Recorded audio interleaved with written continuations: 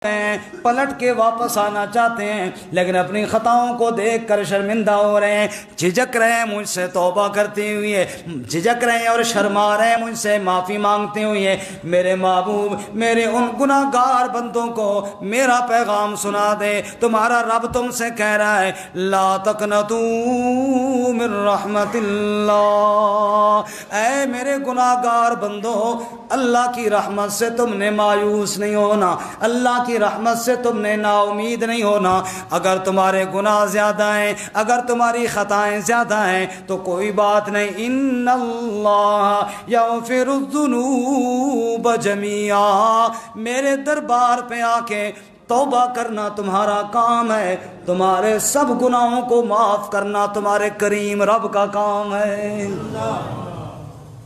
اس لیے میرے بھائیوں اور میرے بزرگوں، استغفار میں غفلت نہیں کرنی چاہیے۔ ایک تو یہ کہ